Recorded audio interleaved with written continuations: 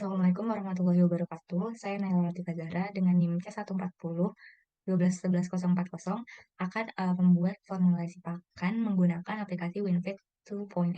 Jadi langkah awal yang harus kita lakukan adalah membuka aplikasi WinFit, lalu kita klik yang New Formula with Selected Feed Store, terus kita masukin data yang udah kita siapin.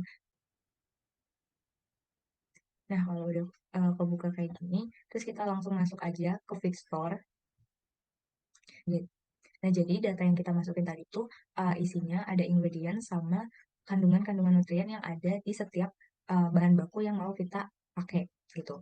Nah, di sini ada gaplek, ada MBM, ada FM, fish meal, ada pollard, ada PMM, ada SBM, ada terigu, fish oil, vitamin mix, mineral mix, CPO, dan sama PMC.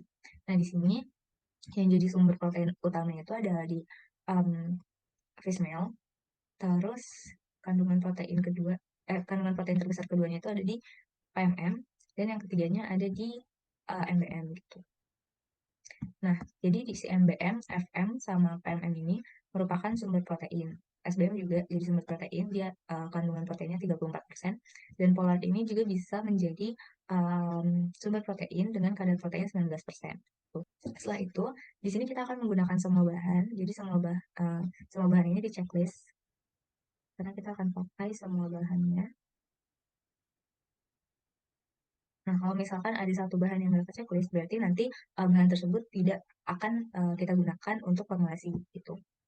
Nah, selanjutnya kita klik OK Go Back untuk mulai membuat formulasi pakannya. Nah, di sini di sini kita ganti dulu jadi dry matter basis. Terus di sini kita bisa masukin minimal dan maksimal penggunaan dari setiap bahan baku. Nah, di sini kita juga bisa masukin kadar minimal maupun maksimal yang kita inginkan untuk membuat pakan gitu. Jadi, misalkan di sini fibernya itu maksimalnya di 6, jadi kita plus 6. Terus untuk proteinnya kita akan membuat dengan rentang 28 sampai 30%. Lipidnya untuk minimalnya kita pakai nilai 6 dan maksimalnya di angka 7. Untuk kadar abunya maksimal kadar abu yang kita inginkan itu adalah 11. Kita sudah bisa mulai membuat formulasinya. Jadi kita tentukan minimal maupun maksimal penggunaan dari setiap bahan-bahan. Jadi di sini saya sudah memiliki formula pakan yang menurut saya sudah sesuai dari segi kandungan dan juga harganya. Nah, jadi pertama-tama saya menentukan kadar minimal. Jadi untuk fish meal dan pollard, karena fish meal ini merupakan sumber protein, jadi saya membuat minimal fish meal yang digunakan itu lebih tinggi dari yang lainnya. Dan pollard juga karena dia sebagai sumber protein yang merupakan bahan substitusi dan dengan harga yang cukup terjangkau, jadi untuk minimal penggunanya saya menggunakan nilai tertinggi gitu, karena kita akan memaksimalkan penggunaan pollard seperti itu. Nah, untuk formulasi ini, jika kita coba untuk formulate, itu akan menghasilkan protein sebanyak 28 dengan kandungan lipid 6 dan kadar abunya itu 10,9 dengan harga 8.375,57. Nah, tapi penggunaan pola di sini hampir 50%, karena kita tidak menentukan batas maksimalnya. Jadi untuk penggunaan polatnya ini masih terlalu tinggi karena hampir setengahnya. Maka dari itu, kita bisa meminimalisir penggunaan polat dengan menentukan kadar maksimal dari setiap bahannya.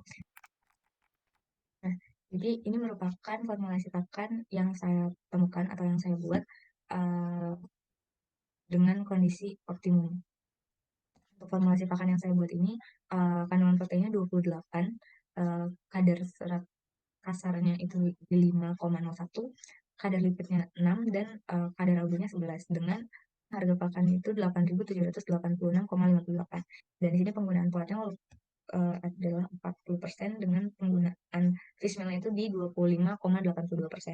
Jadi tadi saya sempat mencoba beberapa kali untuk memaksimalkan di bahan-bahan lainnya seperti PMM atau SBM. Tapi ketika saya menaikkan kadar minimal ataupun menaikkan penggunaan dari PMM dan SBM, nilai proteinnya itu cenderung akan menurun dengan nilai kadar abunya itu akan meningkat dan harganya pun akan lebih mahal. kita coba untuk membuktikan, kita coba minimal penggunaan dari PMM-nya itu 8%. Nah, di sini formulasinya failed karena kadar abunya itu melebihi kadar abu dan kadar lipidnya itu melebihi nilai maksimum, sedangkan uh, kandungan proteinnya itu di bawah kadar minimal yang diinginkan. Di sini pun dapat terlihat bahwa harganya itu lebih mahal. Jadi untuk peningkatan penggunaan PMM dan SBM ini bisa menurunkan nilai protein dan meningkatkan kadar lipid dan juga kadar abu dengan harga pakan yang lebih mahal gitu. Nah, tadi juga saya sudah mencoba untuk meningkatkan penggunaan terigu. Namun dengan meningkatnya penggunaan terigu ini akan meningkatkan harga pakan tersebut. Mungkin sekian yang bisa saya sampaikan. Kurang lebihnya mohon maaf. Terima kasih. Wassalamualaikum warahmatullahi wabarakatuh.